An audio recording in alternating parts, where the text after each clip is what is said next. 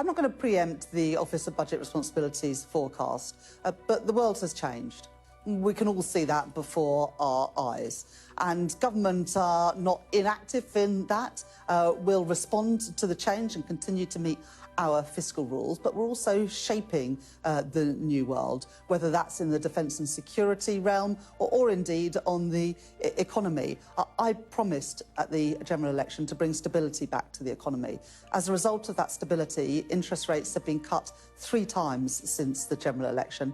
That's a far cry from the 11% inflation and the interest rate hikes that we saw under the previous government, and that's only been possible because we've put our public finances on a firm footing, and we've also put our public services on a firm footing, which is what I did in the budget last year. During a recent interview on Trevor Phillips' show, Rachel Reeves, the Shadow Chancellor of the Labour Party, found herself at the centre of a heated political debate that has sent shockwaves through the UK. Confronted with harsh criticisms and tough questions, particularly regarding her government's handling of the ongoing financial crisis, Reeves appeared resolute, but, in the eyes of many, increasingly out of touch with the realities faced by ordinary citizens. The focus of the discussion quickly shifted to the controversial decisions surrounding Labour's fiscal policies, most notably the impact of tax hikes and their role in exacerbating the cost of living crisis. The interview revealed a clear divide between the Labour Party's leadership and the public's experience.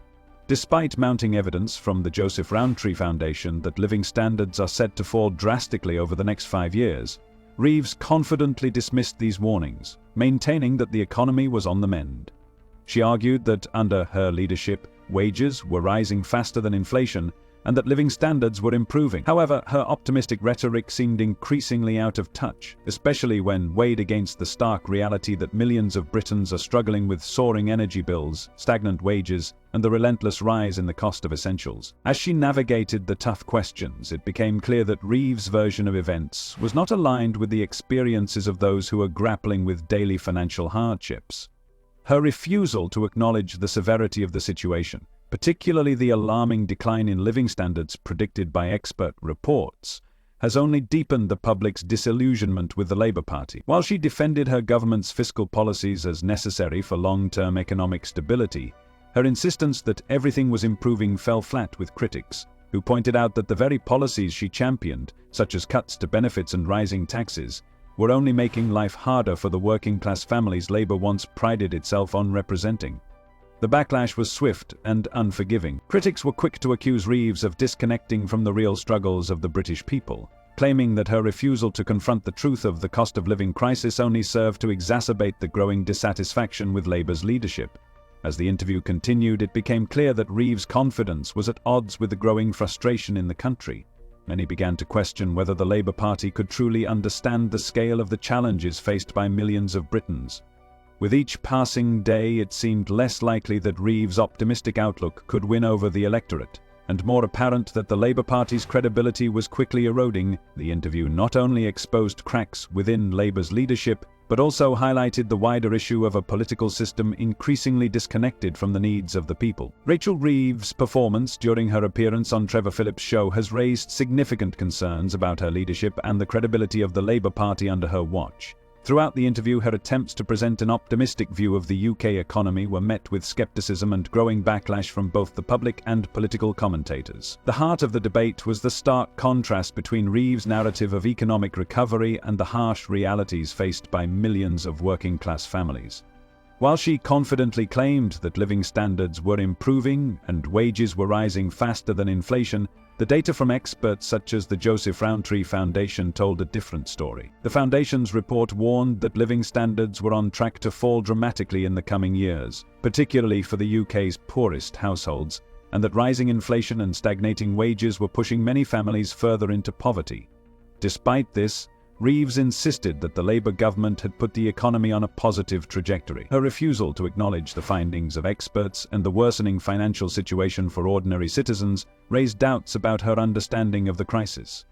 For millions struggling with the rising costs of food, energy, and housing, her reassurances felt disconnected from their lived experiences. As she continued to defend the government's approach, it became increasingly clear that Reeves was either unwilling or unable to confront the depth of the problems facing the public. The rhetoric of economic recovery seemed hollow, especially in light of the overwhelming evidence of financial mismanagement and the growing wealth gap. Critics quickly pointed out that her confident statements about rising wages ignored the fact that the increases were still not enough to keep pace with soaring living costs. The claims about public services improving were similarly undermined by the reality of longer waiting times in the NHS and the continued strain on local councils and essential services. Reeves' defensiveness only fueled the perception that Labour's leadership was out of touch with the very people it claimed to represent. While Labour had long positioned itself as the champion of the working class, many were now questioning whether the party had truly shifted its priorities in the face of an economic crisis.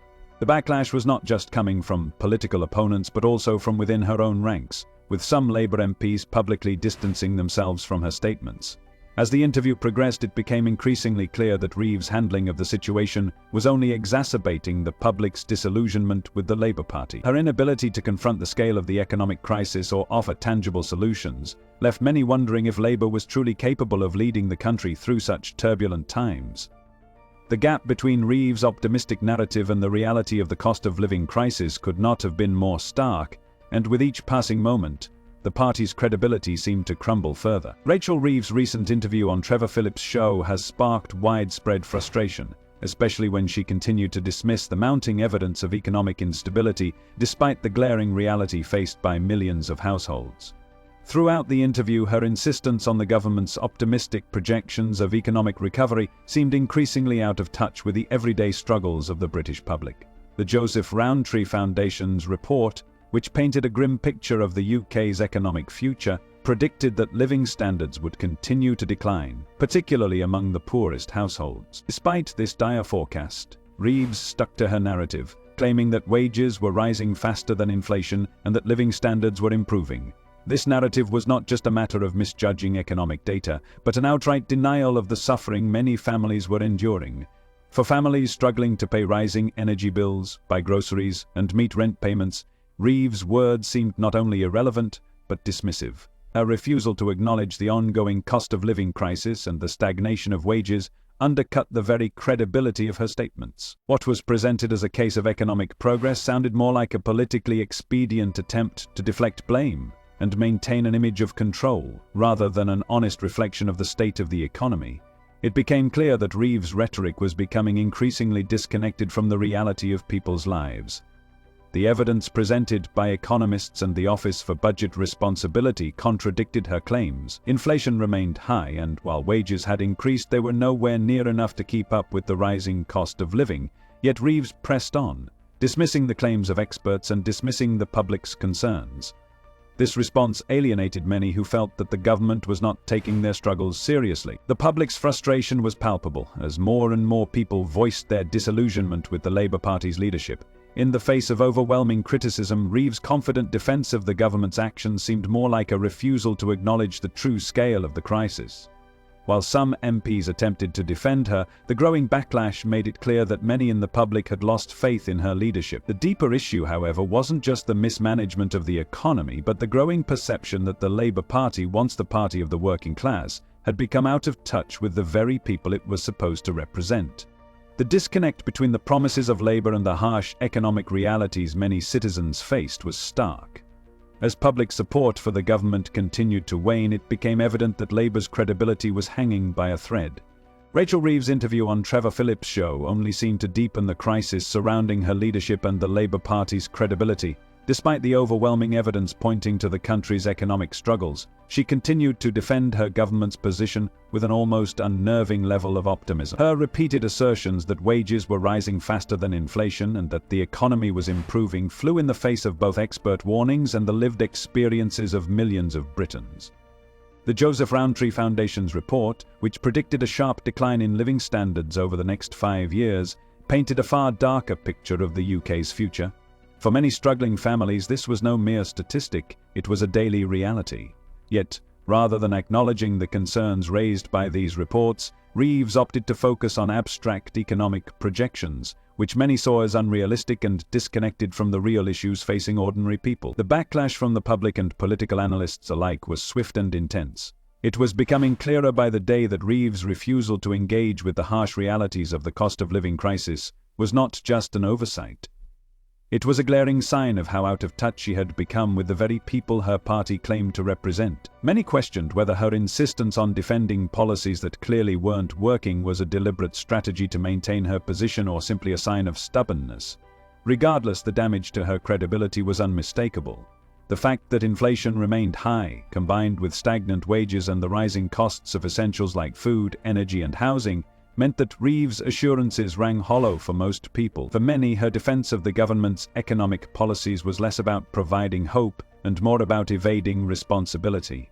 The public's frustration was no longer something that could be ignored or dismissed as mere political theater. The failure to address the very real economic problems people were facing was starting to feel like an abandonment. While Reeves continued to double down on her message of recovery, the growing number of resignations within the Labour Party suggested that her colleagues were not as confident in the narrative she was pushing.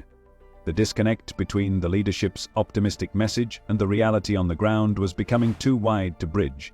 With public confidence in Labour eroding, it was clear that the party was facing a serious reckoning. The ongoing crisis had exposed deep flaws in Labour's economic strategy, and as the pressure mounted, the question remained: could Reeves salvage her position, or would the public's growing disenchantment signal the end of her leadership? The situation surrounding Rachel Reeves and her leadership of the Labour Party continued to unravel, with her recent interview further cementing the deepening public discontent. Despite the mounting evidence of financial mismanagement and rising public dissatisfaction, Reeves seemed unwilling or unable to confront the gravity of the crisis. Her insistence that things were improving and that wages were rising faster than inflation stood in stark contrast to the lived experiences of millions of British families. The reality for these families was far from rosy. Inflation, though slowing slightly, was still running high, and wages, while rising modestly, were nowhere near enough to keep pace with the skyrocketing costs of essentials. The Joseph Rowntree Foundation's prediction of a sharp decline in living standards painted a grim picture of the future, especially for the UK's most vulnerable households. Yet, Reeves continued to downplay the seriousness of the situation, dismissing expert warnings and defending policies that were clearly failing. Her approach appeared more like an exercise in political spin than a genuine attempt to address the issues at hand. The public's frustration with the Labour Party's inability to provide tangible solutions was growing by the day. People were no longer willing to accept optimistic soundbites or empty promises. They wanted concrete action that could make a real difference in their daily lives. The ongoing cost of living crisis had left millions of working-class families struggling to make ends meet. And instead of offering real solutions, the Labour Party seemed stuck in a cycle of denial and defensiveness. The dissonance between the government's rhetoric and the public's reality was becoming increasingly difficult to ignore. More and more Labour MPs were distancing themselves from Reeves and her leadership, a clear sign of the widening cracks within the party. As the party continued to implode from within, it became apparent that the Labour leadership was losing its grip on power. The failure to connect with the electorate on such critical issues was proving disastrous for the party. Despite Reeves' best efforts to present a positive narrative, the public's growing dissatisfaction with her leadership could no longer be ignored.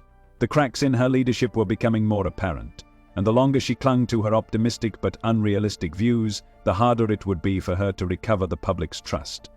It seemed that the Labour Party's once unshakable power was now hanging by a thread, and the public's patience with its leadership was rapidly running out. As Rachel Reeves continued to defend her government's economic decisions, the tension surrounding her leadership intensified. Despite her assurances that the economy was improving and that public finances were on a more stable footing, the reality painted by experts and the public told a very different story. The ruling from the Chief Justice had already dealt a severe blow to Labour's credibility, and Reeves' dismissive attitude towards the warning signs of financial mismanagement was only deepening the crisis. The £22 billion that had gone missing under her government, originally intended for vital public services, was a financial disaster that had left the public outraged.